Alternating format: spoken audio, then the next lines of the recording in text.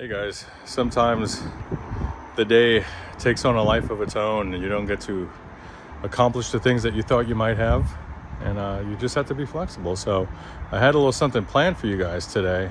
Didn't really work out, so I'll give you some scraps from the bench. Thank you for joining me once again for another episode of Forgotten Gear Restorations. We're here in it was daylight losing time. I'm gonna suffer while the authorities on such matters figure out which calendar we're supposed to use instead of making adjustments like leap year and then this garbage. Come on, let's get some consistency. Speaking of consistency, today we're going to be looking at customer's JTM45 clone. Dino, I'm talking to you, buddy. And you've done a fabulous job. This is gorgeous. You've used some old school mustard caps, some brightly colored and sorted Teflon wire. Everything's top notch, no expense spared. Say that 3 times fast.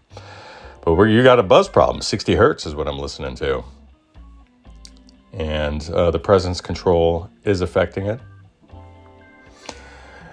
Are we looking at some heavy ripple getting into the phase inverter? It's not in a preamp. Let's dig in and find out what's going on with this thing. This is just a little intro, and I'll have more for you guys later. So, hope you have a good morning. Y'all be safe out there. See you soon. Dino, what's up, buddy? Let me grab a chopstick. So, I'm at the end of testing for your amp here, buddy. And I have to say, I've seen a lot of kit builds. I've seen dozens of them over the last 2 or 3 years since I started taking them on again. And this is among the cleanest work I've seen. This is better than the majority of manufacturers who claim to be doing hand wiring or doing this. This is wonderful work, buddy. It's very hard for you guys out there who haven't done this. It's incredibly hard to get your wires to lay down in a particular way, especially Teflon. It's very hard to get the leads oriented the way these are, and the components. It's very difficult to make these clean and minimalistic solder joints. There's hardly, if any, residual flux to be seen. Just outstanding. You've obviously spent a lot of time sourcing and hand selecting components, and you've done a great job. These guys are not leaking. You do have a 60 hertz hum on your output, and I've been all over inside of this amp. It's not being generated in the preamp or the phase inverter. The phase inverter, PI tail, presence circuit, all that stuff is modulating it to some degree, but why wouldn't it? Because it's attached directly to the output there. The grounding scheme is the same as the other more primitive versions of this circuit's grounding scheme that I've seen on other amps, and they work super well for an amp like this that has this amount of gain stages. Let's see here. What else can I tell you? I've checked ripple on plates and grids throughout the amp, power supplies as well. Super low ripple on your bias supply here. You're talking like 1 millivolt AC on your bias supply. 4 millivolts, or rather 4 volts AC on your reservoir, which is not a smoking gun. That's absolutely within normal range. And then going downstream there, your phase inverter supply, screen grid, in no particular order, and preamps.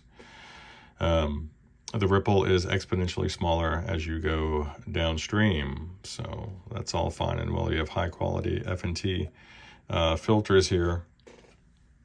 I even checked for ripple on the sockets here, just going from literally the grids there over to the respective cathodes, and they're both sitting at 30 millivolts AC, which is great. So now I'm down to 2 areas. Lead dress is not a concern, and thank goodness, because you've heat shrunk everything. I did have to remove this one. Sorry about that, because we have the negative feedback wire running along this trunk that's carrying B+. But that is thankfully not influencing anything, and I would expect that to be a little more on the high end with respect to perceived, the perceived frequency of the buzz. That's not an issue. Decoupling is also not an issue. So I'm left with what? I'm left with the heater supply or some heater cathode leakage in the tubes themselves, which is entirely possible. I'm measuring these things static, idle. So what's left? And I feel like this is grasping at straws at this point. I'm going to have to separate these 2 grounds here. I'll lift this guy and then create an artificial center tap to test the theory of it being an imbalance there on the winding. This is a mercury. This looks like a mercury magnetics unit. I have to flip her back over. I can't quite recall. But it's an incredibly high quality piece of iron, I can tell you that. And I'm thinking that winding resistance is not going to be, it's not going to be the main culprit. So I'm feeling like it's going to be these output tubes, these Genelecs, which are high quality tubes. So we're in a weird place with this thing, my friend, because everything looks fantastic. And I'm not just saying I'm appraising with my eyeballs here. I'm saying everything looks fantastic according to my gear. So I will give you an update soon. Bye.